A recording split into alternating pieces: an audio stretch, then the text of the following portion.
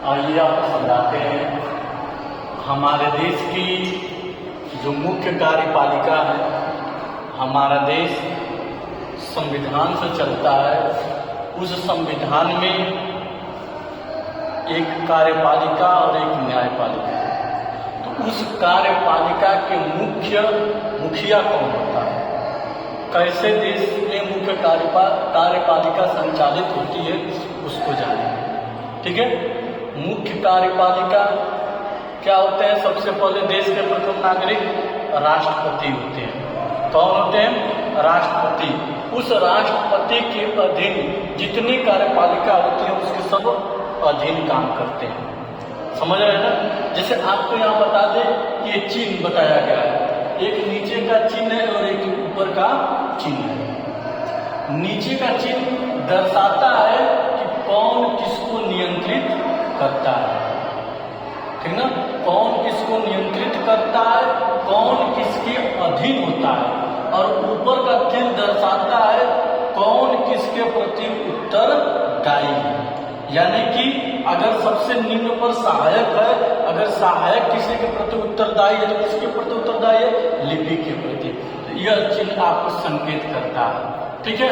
राष्ट्रपति के बाद कार्यपालिका का मुखिया कौन होता है? प्रधानमंत्री होता है। कौन होता है? प्रधानमंत्री होता है। तो वह प्रधानमंत्री के पास दो हेड होते हैं, एक मंत्रिमंडल होता है, एक मंत्री परिषद होता है। एक मंत्रिमंडल होता है, एक मंत्री परिषद होता है। तो मंत्रिमंडल में प्रधानमंत्री के द्वारा चुने गए या उस मीटिंग में बहुत उपयुक्त लोग रहते हैं, जैसे गृह मंत्री हो गए, ठीक ना, रक्षा मंत्री हो गए, दो चार जो ऐसे रहते हैं, इनकी एक मंडली होती है, मंत्रिमंडली होती है, जो लोकसभा के प्रति उत्तरदायित्व होते हैं, जो अहम निर्णयों को लेने के लिए लोग क्या होते हैं? उत्तरदायी होते हैं। ठीक ना? जैसे कभी कोई देश में आपात कोई घटना घट जाती है तो हमारे देश के प्रधानमंत्री मंत्रिमंडल बुला करके आपस में बैठ करके क्या करते हैं? मंत्रणा करते हैं। यह जो मंत्रिमंडल होता है एक अहम मंडली होती है। इसके बाद होता है मंत्री परिषद। क्या होता है? एक मंत्री परिषद। इस मंत्री परिषद में कैबिनेट मिनिस्टर, कैबिनेट मंत्री, उप मंत्री, राज्य मंत्री सब इनके अधीन आते हैं। किनके अंतर्गत? मंत्री परिषद के अंतर्गत। अब मंत्री परिषद से नीचे हम लोग चलते हैं, क्या होता है? मंत्रालय।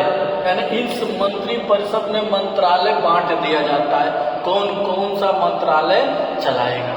फिर उसके नीचे होते हैं राज्य मंत्री। कौन होते हैं? राज्य मंत्री। फिर उनके नीचे होते हैं उप मंत्री।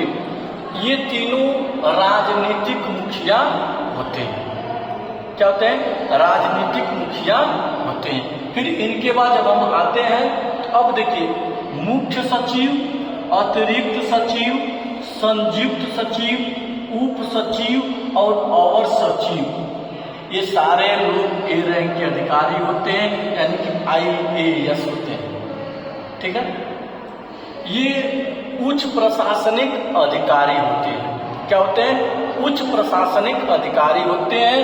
ये इनके अधीन काम करते हैं और ये सभी लोग एक दूसरे के उत्तरदायी हैं। ठीक है। राज्य मंत्री, उप मंत्री, इनके नीचे कौन? मुख्य सचिव, अतिरिक्त सचिव, संयुक्त सचिव, उप सचिव और अवर सचिव। सोचिए कि एक देश का IAS, जिले का मतलब देश का सबसे बड़ा अधिकारी एक IAS होता है और वह किसके अधीन काम करता है? भारत की जनता द्वारा चुने हुए प्रतिनिधि के अंदर में क्या करता है? वह काम करता है। ठीक ना? जिस प्रकार से हमने बताया, क्या बताया? मंत्री, राज्य मंत्री, उप मंत्री, इनके अंतर्गत सारे अधिकारी क्या होते हैं? काम करते हैं। और ये लोग इन लोगों के प्रति क्या होते हैं? उत्तरदायी होते हैं। हम यह भी कह सकते हैं कि ये जितने प्रशासनिक अधिकारी होते हैं ये उन मंत्रियों के सचिव होते हैं, जिनको हम PA कहते हैं ना, सचिव होते हैं। जिस प्रकार से इस जिले का प्रथम नागरिक जिला पंचायत अध्यक्ष कहा जाता है, तो उस जिला पंचायत अध्यक्ष का जो सचिव होता है वह जिला अधिकारी होता है। उसी तरह से इस मंत्रालय के जो अधिकारी, प्रशासनिक अधिकारी होते हैं, इस पद पर रहते हैं। बैठ करके जब आपस में मंत्रणा होती है तो इन मुखिया, जो राजनीतिक मुखिया होते हैं, इन लोगों को क्या करते हैं? नियंत्रित करते हैं।